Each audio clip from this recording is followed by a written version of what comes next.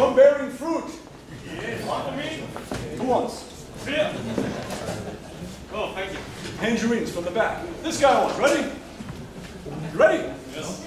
1, 2. Almost. Not bad, not bad. My throw. My throw was bad. Last one. Ready? 1, 2. Too far. Not bad. All right. Chair, mic, guitar, keyboard, iPhone. Here.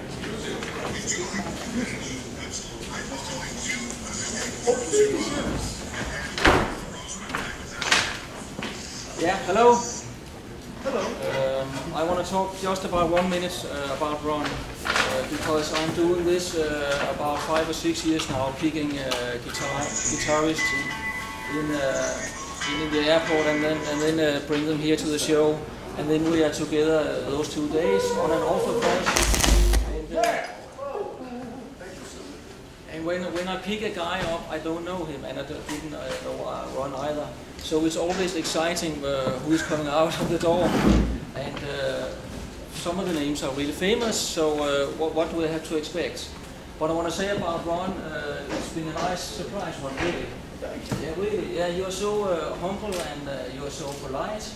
And we have had a little clinic for those 2 days where Ron has been talking with some of his fans, also in a very polite way, and you're meeting them on their level, and it's really nice.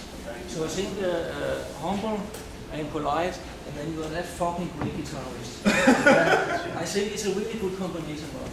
So thank you for coming. Thank you, bro.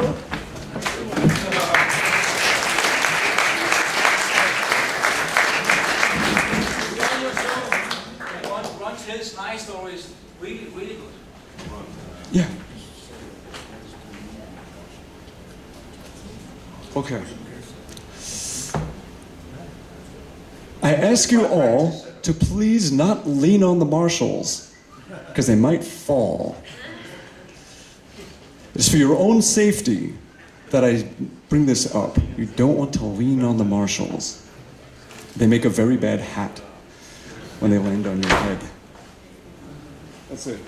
Let's start getting some sound. All right, let's see what we got. This is my stage volume. I don't like a lot of stage volume. I'm almost tempted to not even play and just tell you really messed up stories about being on tour and things like that. Because we were talking backstage, I was telling them all kinds of crazy stuff. In fact, you know what? Let me start off. I'm going to do one thing. I know, actually, we don't have a lot of time, and I tend to make time disappear.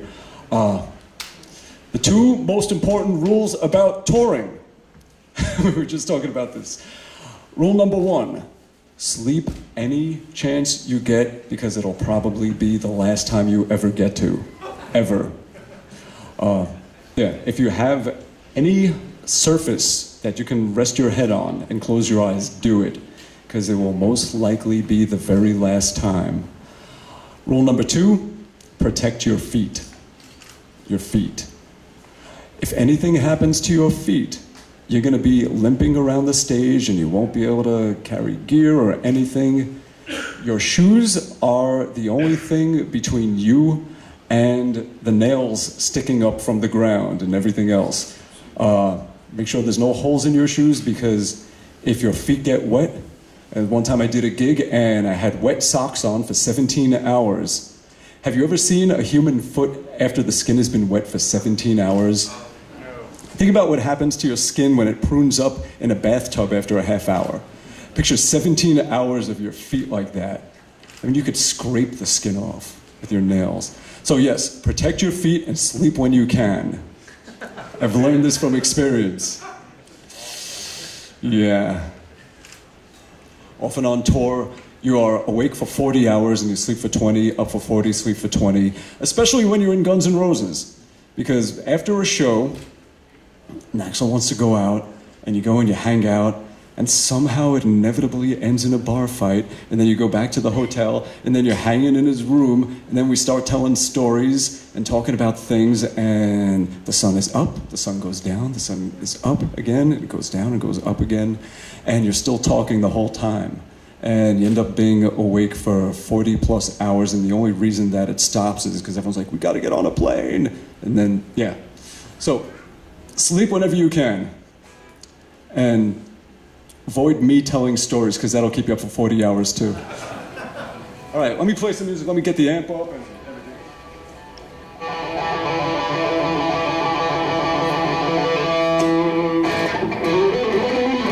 Is that okay for you? Was that a yes or a no? It was kind of just like a circular... It's like, yes, no, yes, no. All right, let's see if we got sound. Okay. Oh, snap your fingers.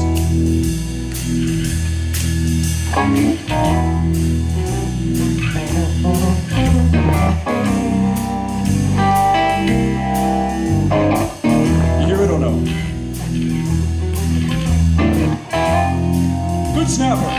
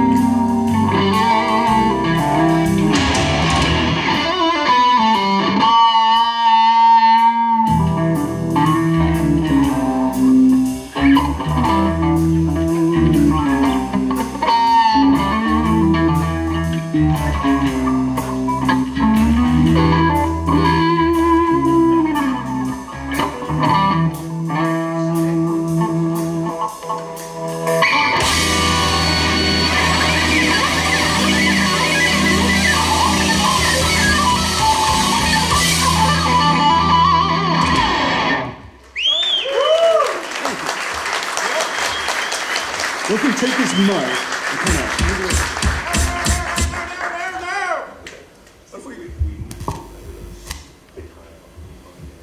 Okay, because this thing also, like hanging like that, yeah. I'm assuming it's not omnidirectional, so we probably need to like make it face it to really, because it's getting from the side and it's not getting the polar pattern of a cardioid microphone.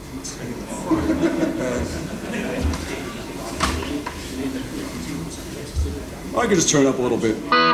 So I don't like loud stage volume. I like the opposite, like the anti-guitarist. You know, it's like both having the volume one. I'm always like the low one. It's like make it lower. I'm old. He's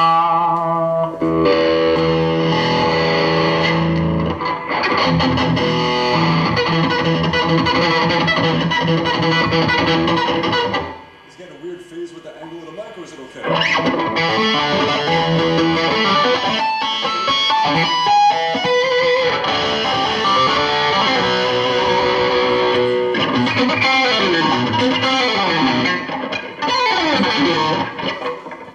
Just play like a little bit of every single other guitar player. All right. What else were we talking about before? You know what? Let me talk about the gear a little bit. This is a Vigier guitar. It is a French guitar. Vigier, what is interesting about them? Why do I like them so damn much? Because they weigh about 30 pounds. There we go. All right. Yes. Nice. Okay. It might get a low feedback when you aim it that way, so just be ready over there because it's called proximity effect. All right. Well, anyway. So these guitars, what is unique and special about them is instead of having a truss rod, a metal truss rod in them, they have a sheet of graphite going through them that the wood is stuck to, so you never have to adjust the neck. And you never need to. The necks are made perfectly where it doesn't matter how hot, how cold, how humid. I feel like I'm repeating myself from yesterday, almost word for word, but I'm a fraud.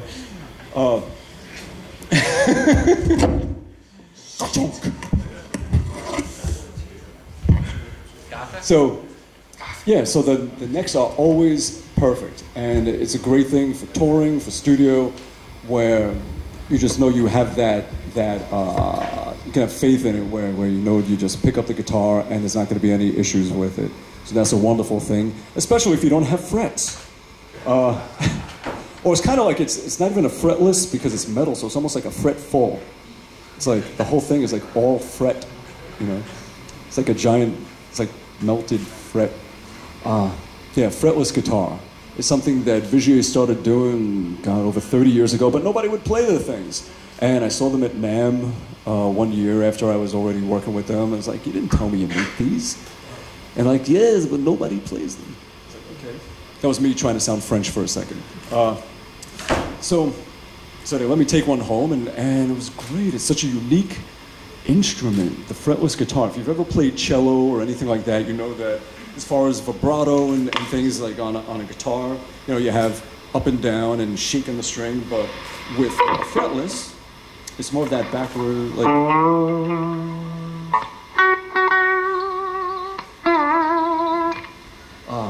So yeah, you can control the width of your vibrato.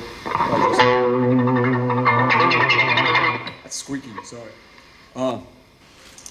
With a fretted guitar, you are taking your fingers and you are putting them behind the fret, where the string will only resonate from where it leaves the fret, where it leaves the bridge, everything in between that. So it doesn't matter if your finger's here, your finger's here, it doesn't matter, it's all good. Because the fret is staying where it's supposed to.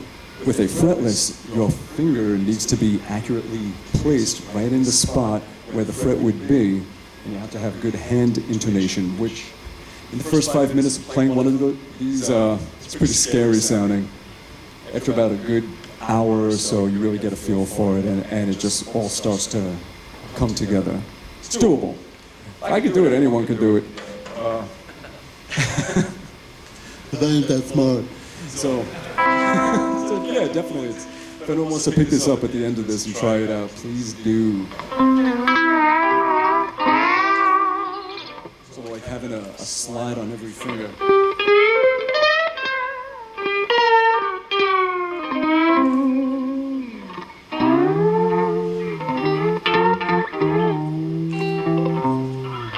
It's purdy. Yeah. And I like to use angle amps. You know, it's one of those things for years I was like, all right, I love old Marshalls and when they're just really juiced up and they have all that tone and they're just driven by the tone. But I also like diesels and things like that are just all just, you know, it's just balls. And I was looking for something that had both. And for me, Engel is the one that kind of does that. Like it has a warm middle, but it has all the energy of like a good modern metal amp. So this little thing here is called the Iron Ball. And put pretty much any angle head you try, they all have that same character. They have like a really strong, high energy thing, but they keep the tone in the middle. So I like them, and I play them. Yes. And that is my, my shameless plug. Anybody have any questions about anything before I continue making silly noises with this? Yes, sir, the King Diamond shirt. What was your first guitar? My first guitar, it was a little nylon string about yay big, almost as big as a ukulele, because I was almost as big as a ukulele. I was about 6 years old, and yeah, and that's when I first started. It was my neighbor's guitar, and I didn't know how to play it. I would lay it on my lap, and I would just go and play it like a drum. That's how I did when I get my first guitar. There you go, see? Nice. Yes. What's that made of? Is it steel? Metal. It's a stainless steel. They used to use this funky alloy. It was this like gold colored, I don't know what, but they changed to stainless steel. Not sure why, but it works. Yeah. So yes. Any other questions? Yeah, with the finger. Yes, thankfully. On the top, it has little, almost like a regular neck. It has the markings and the dots and everything, and that does help. No lines going down. So you go by that, and you sort of get used to the angle that you're looking at your finger on the neck and where the line is, and just get used to centering everything. Yes. All right, I'm going to play a song for you. It uses both of these necks.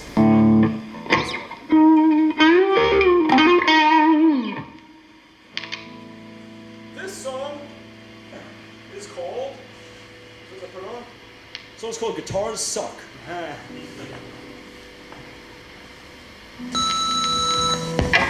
Guitars suck. Guitars suck.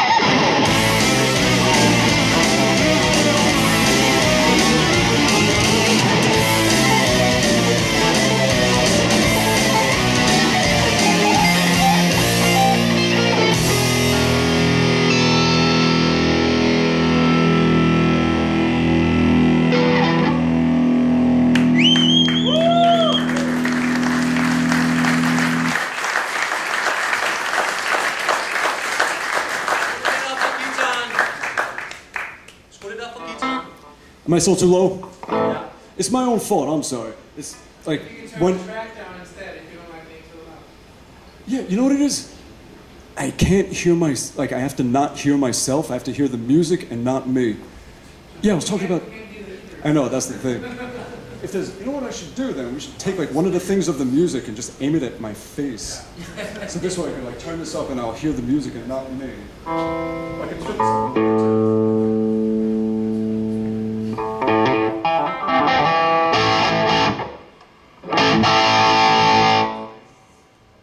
Just imagine what it would sound like if I was...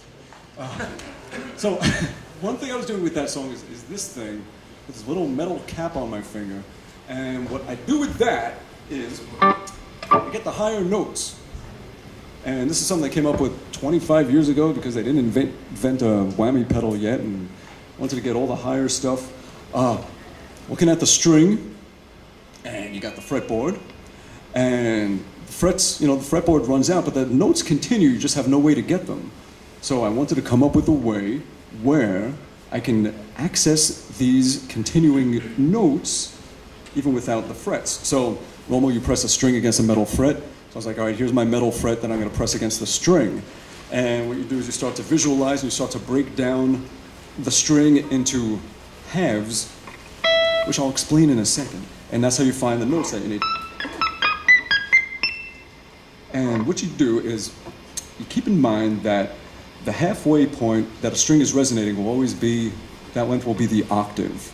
So here is the string. Half the length of the string at the 12th fret is the octave. So let's say you're holding down a note. Let's say here. Half the length from here to here will be the octave. So you start to visualize and figure out where the notes would be by just looking at where they are here and then saying, okay, half the distance is where I'll find. And you get to start seeing where the notes are on the string, not just on the fretboard, but on the string itself. And that's what I do with this thing. Cool, yay. Questions? Nothing. You got nothing. All right. What else? Yeah! How many friends are there on board? Well, how many frets? Yeah. 24. So it goes like the full 2 octaves. And here, see. Yes. Thank you. Any other questions? Nothing. All right, I'll do another song. This next song is called Guitars Still Suck. Yeah, I'm bad with names.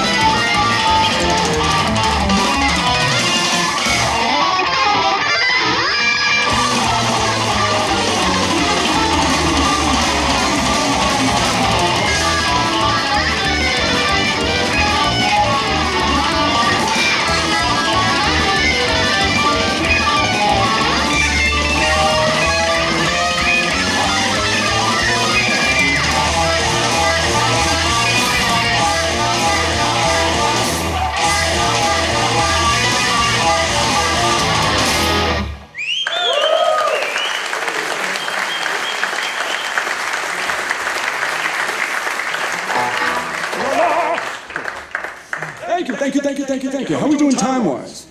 It's okay. 25 minutes. Nice. We have 25 minutes? Oh, we have 5 minutes.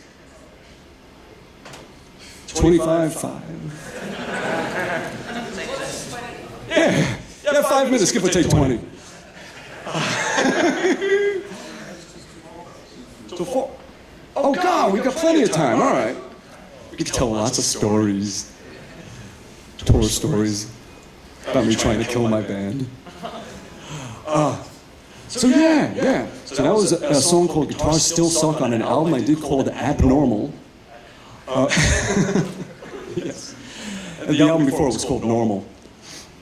It's kind of the sequel, I guess. So yeah, Normal was before joining Guns N' Roses and Abnormal was after. Obviously.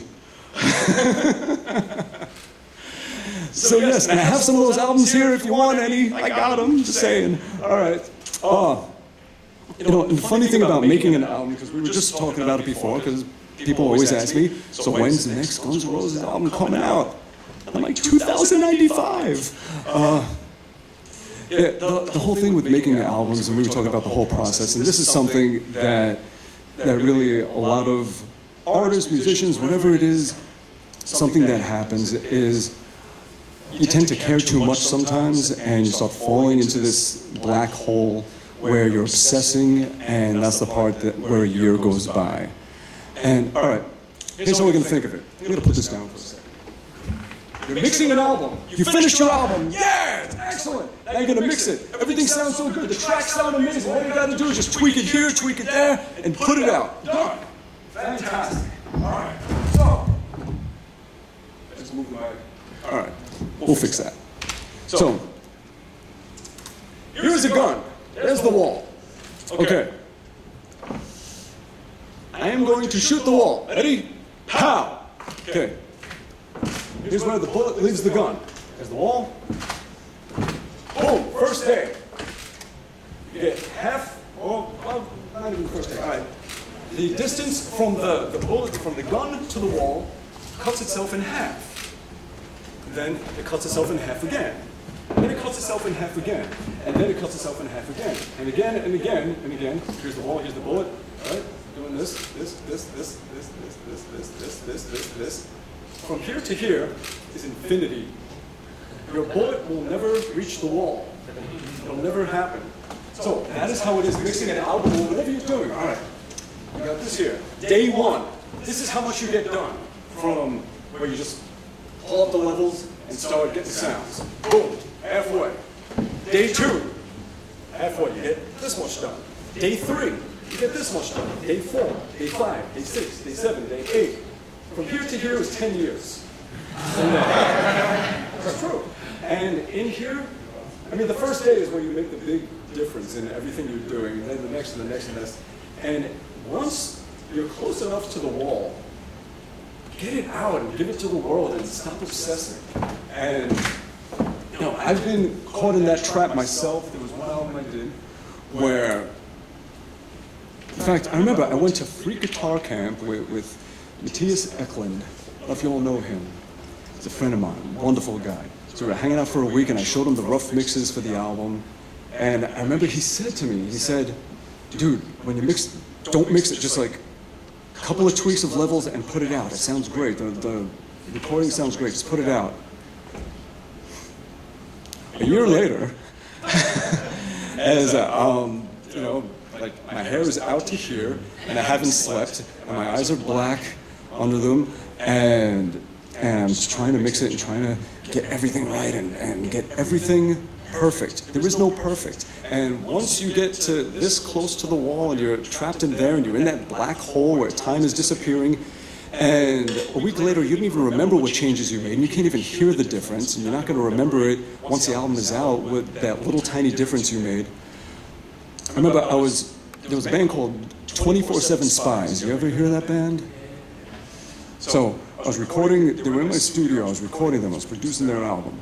And at this point, yeah, it was 2005, and the guitar player, Jimmy Hazel, he saw what I was going through, and I'll never forget it, and he put his hands on my shoulder and said, Bumble, I'm gonna tell you what a producer told me when I was going through the same exact thing. That's what his voice sounds like. Jimmy, if you see this, I'm making fun of your voice. All right, just don't hold it against me, because I know you probably make fun of mine, because I know I sound like Alf, or Sylvester Stallone, or actually I sound like Yogi Bear when I talk. Hey, boo boo. And I know that. I've made peace with that. So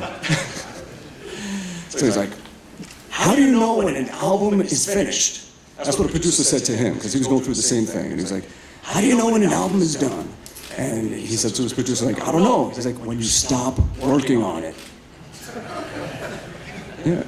Because if you think about it, it's never done, because you could just, every week, your own perception changes, and you grow, you change, and this album suddenly doesn't quite reflect who you are anymore. You're a little different than you were a week ago, or a month ago, or a year ago. And you want it to match how you feel now, and you start making tweaks and everything. And that will go on forever. It'll never change. You have to pick a point where you just let it go and say, okay, world, here it is, take it. And you can't worry about being perfect. It is the imperfections that make it beautiful. It's what makes it human. It's what makes it organic. It's what makes it real. It's what makes it something that touches people. It is all the imperfection. Leave it in there. If the voice cracks, it'll never crack the same way, no matter how many times you try. You captured a unique moment. Keep it. Put it in there. That kind of stuff. So really, like, it's not about being perfect. It's about being real and being authentic and being honest and being human and giving that. And don't be afraid of that. You know, give that to people. Share that with the world. Share your imperfection with the world, and they will love you for it, because you're being real and you're being who you are. So yeah, so that's my other little parting advice, if I could give some. When you're working on stuff, once you're starting to get close to the wall, get out before you get sucked into it all. And just, you're in the ballpark, give it to everyone, and move on. Yeah. All right. Yeah. Another song? Yeah. You don't want to hear me talk. You just want you want playing. All right. So how many people were here yesterday? Okay, good. Because I was going to say, like, if a lot of you, it was like, you know, today I'm going to give you the exact same songs as yesterday. Boring. This next song is called Spaghetti. Every song that I'm writing, when I can't think of a name, I call the song Spaghetti. I have 20 songs named Spaghetti. And it's like Spaghetti 1, Spaghetti 2, Spaghetti 3, until I think of a name for the song. Then it becomes that name. This one I couldn't think of a name, and it was like, I'm not going to hold up the album because I can't think of a name, so I called it Spaghetti. Now I could no longer call any other song Spaghetti. But I have like 40 songs called Fettuccine that are waiting to be written.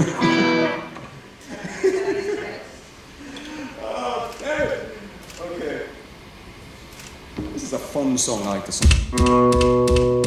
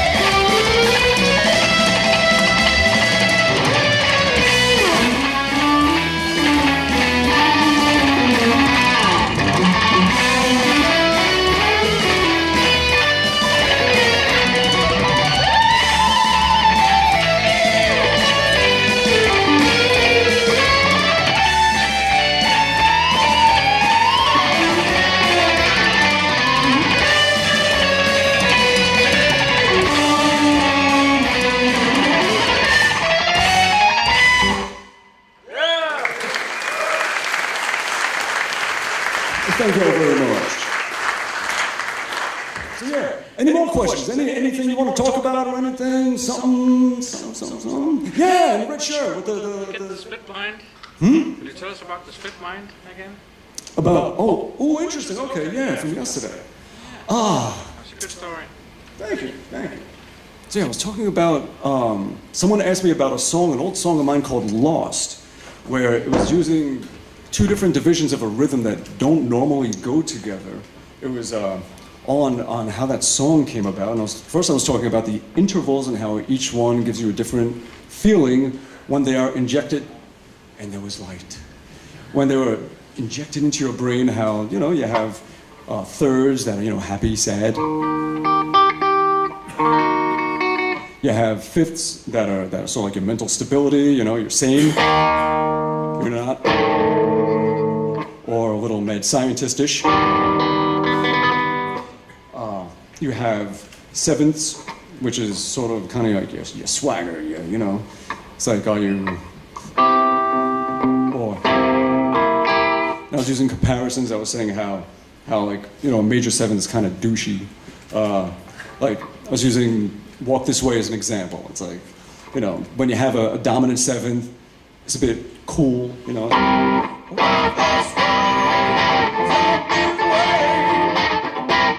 And if it was a major seventh, you'd see like it says, walk this way, walk this way. And it's very like, you know, hey. So yeah, each one has its own vibe and everything. So when I was writing the song Lost, I wanted it to be sort of, you know, upbeat but a little off. So it's like you give it like a cool, you know, you give it a dominant 7, but with a flat 5. And what I was doing is I was going, here's the beat. And 1, 2, 3, 4, 1, 2, 1, 2, 3, 4, 5, 1, 2, 3, 4, 5, 1, 2, 3, 4, 5, 1, 2, 3, 4, 5, together. And then I was changing, alternating between the, you know, the little tritones here, grabbing the third and the dominant 7 with this. And then grabbing the flat 5. So you have,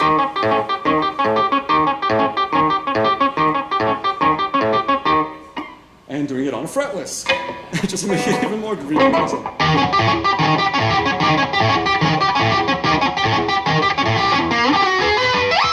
And yeah, it was a weird song. And then we just started talking about how you divide your brain and build up the ability to focus on multiple things at once. And by practicing that, it makes your guitar playing less one-dimensional and linear, where you can incorporate a lot of different aspects at the same time and make a lot more music at one time with the guitar. So I started talking about the rhythm thing. So we have, so you got 1, 2, 1, 2, 1, 2, 1, 2, 1, 2, 3, 1, 2, 3, 1, 2, 3, 1, 2, 3, 4, 1, 2, 3, 4, 1, 2, 3, 4, 1, 2, 3, 4, 1, 2, 3, 4, 5, 1, 2, 3, 4, 5, 1, 2, 3, 4. You start putting them together. 1, 2, 1, 2. Then you have like 1 against 3, 2 against 3. The other way. 2 and 4. And the other way. Then against 5.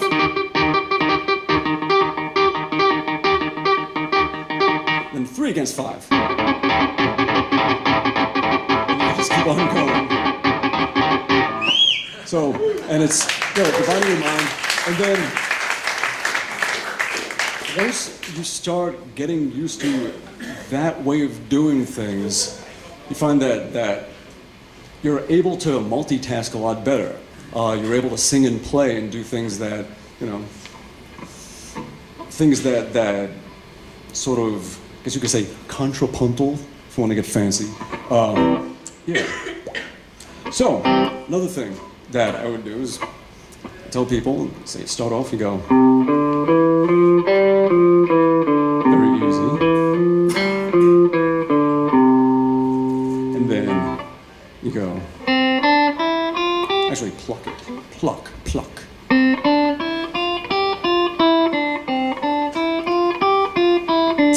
very easy, yes.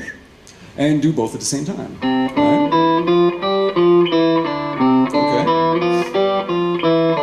Close your eyes and don't look, talk, don't think about it, just keep that going. This sort of background process is going as you're doing whatever you're doing. You make, making a salad, you're doing the dishes, you're washing your windows, you're taking out the trash, just keep this going and don't think about it. And then you want to start one before the other. Like this. And then keep it going, and you're not thinking about it, so now you have all these things going on at once, and it's just happening, you don't have to think about it, it's just going on. And then you do two. And you just keep it going, and just do things where you have different things going on at once that you're training your brain to sort of divide and multitask and be able to focus on multiple things. And when you do that, you can start getting into, like what was I doing yesterday? I did the Yes song,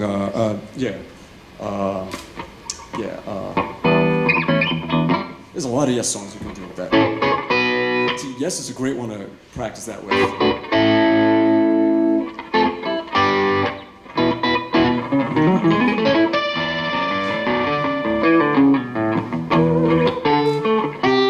Try and get their bass lines and their guitars going at once. And try and sing on top of it. It's pretty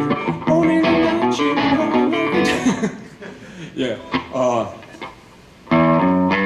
Yeah, there's one. It's always fun to do it with Yes songs.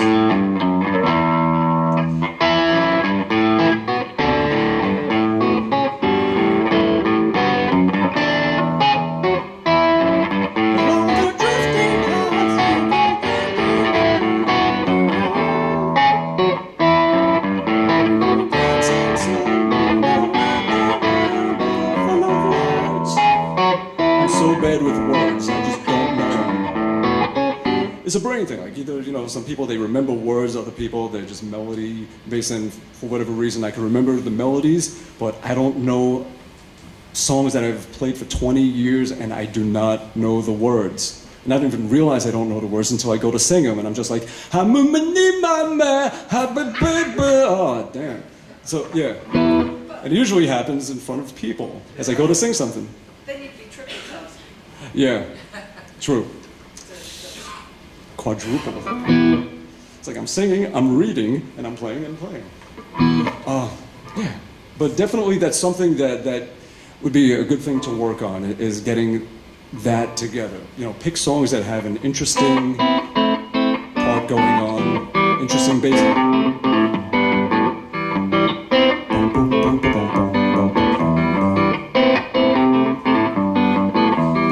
And sing on top.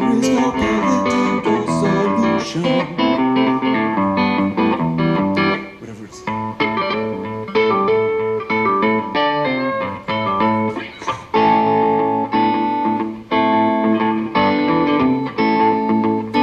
I'm just trying to get it. They don't make cool bass lines anymore. All the good bass lines are 30 years and older.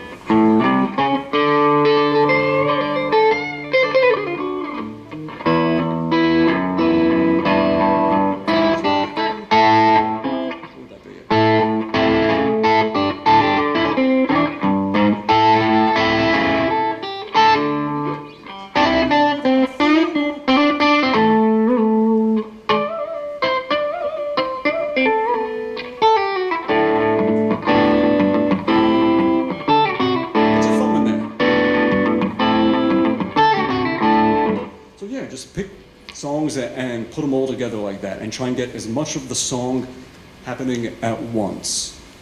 And a good way to practice that is that whole multitask mental thing. What are other good songs to do? I mean, once you're doing that, you can pretty much think up any song and get it out. Yeah.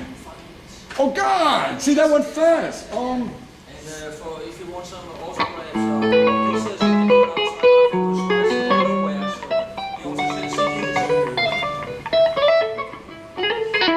All right, any last questions or anything about that? Your strings? My strings, yes, guitar strings. 9 to 46, 12 to 54. Yes. How was it you joined Guns N' Roses? I lost a bet. You lost a bet? Yeah. You're not go to audition to join the band? There really wasn't an audition, no. Actually, when How was it was Joe Satriani recommended me to it. In 2004, we talked, and actually at first I said no. And because I just didn't want to give up everything else that I do. I was doing my own albums and touring and teaching and writing stuff for TV shows and a ton of producing. It was very full, and I was very happy. It was very satisfying doing all those things. It was very gratifying. And I didn't want to give all that up. A year and a half later, we talked again. I was like, all right, let's give it a shot. And we jammed 7 times and then hit the road for a year. 7 times. I was saying before, I had a half hour to learn all the Chinese democracy stuff. I had to learn it all on a pair of headphones on a laptop at the studio that we were rehearsing at because they were worried about leaks. I know some stuff had just leaked out at the time, so like, look, we're not giving out any CDs to anybody. Official orders, no one gets a copy of anything. It's like, well, how am I supposed to learn this stuff? Magic? Okay. So, pen, paper, headphones, write as fast as you can, half hour, and then go play them for a year. And hopefully you got it right. And so yeah, there's really no audition. We got together, we jammed on 3 songs, we did another 3 songs the next night another 3 songs. Yeah, and next thing you know, doing it in front of a couple of thousand people, and then going to Europe and doing it in front of 100,000 people. How was it first time you played for over 1,000 people? Surprisingly normal. I expected to be more freaked out and everything. I was like, you know what? You realize that everything external it doesn't affect anything. It's like you're still doing what you do. And if you close your eyes and you just play, there could be 100,000 people in front of you, there could be 1 person in front of you, you could be on a huge stage, you could be on a small stage. It makes no difference, and you're still doing the same thing. And it's all about, you giving what you have to the world around you, and however many are there to absorb it, cool. Yeah. Yes. Oh yeah. What was the first song you learned to play on guitar? First song I learned to play on guitar. Let me see. Way back when, I remember the first riff that I learned. He showed me how to do this. I remember I couldn't get the swing. I was just like. It took a good minute. But the first real whole song I learned.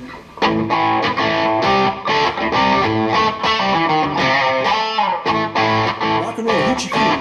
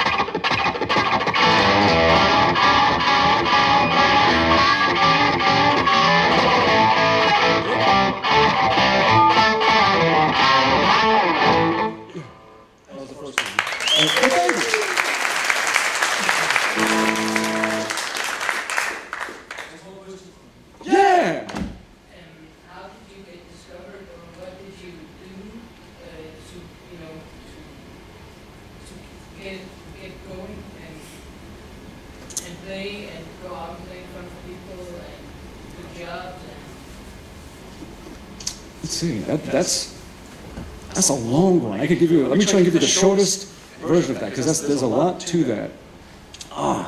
Well, first thing you want to do is, as far as getting discovered, that is out of your hands. That is completely up to the rest of the world. The only thing you can do and the only thing you should do is focus on being the best you can be and making your art happen, if you want to call it that, and be all snooty, your art, your craft.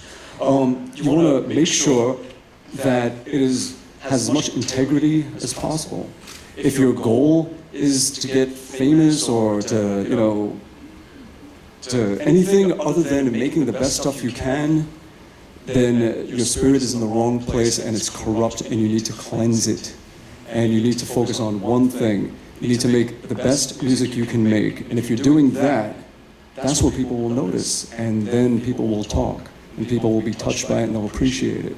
And that's how word spreads, and that's how it happens. Not by trying to do that, by just focusing on what really matters, which is making the best music that really touches people, that you can do. Yeah. Yes.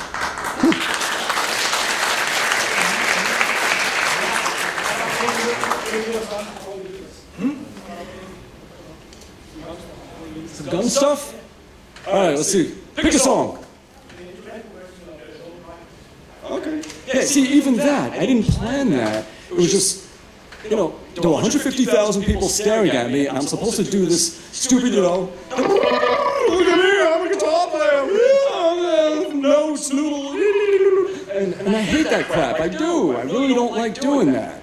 You know, I like making music. I got into making music to make music, not to have my ego stroked. I'm kind of shy when it comes to that. I'd rather be part of a song. So I was like, you know what, these people came here to hear Guns N' Roses songs. I know they love Don't Cry, we don't have it in the set. So I just started playing it. And just like what I was doing before with those other songs, the multitasking, I was like, all right. I was thinking of the song and just started putting it all together.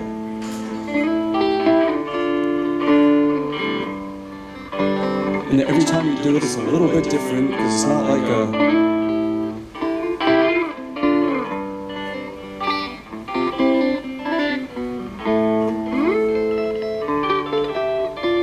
And just think of it as you go. Just think of the stuff.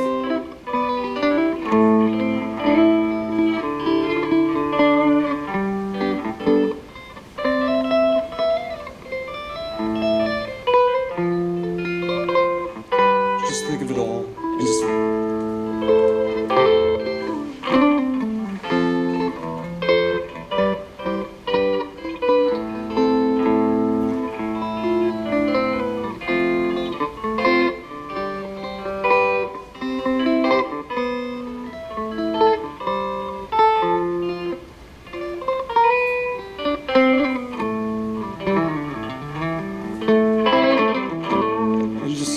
let anything happen. Yeah.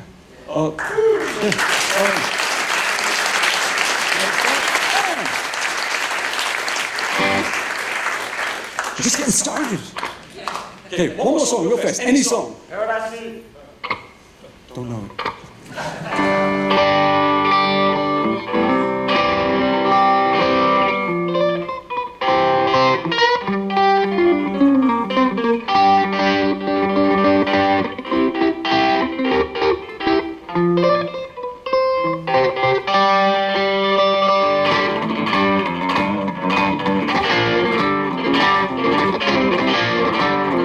Another one that I don't know the words to.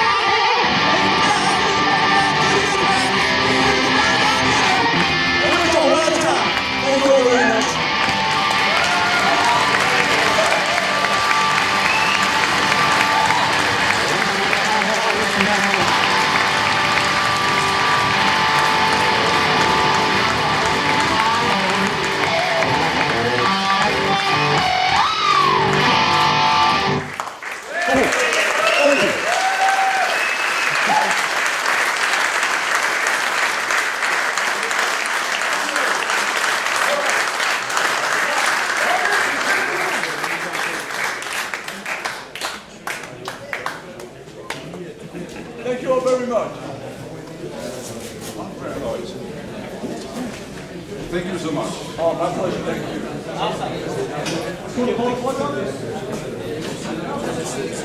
Thank you.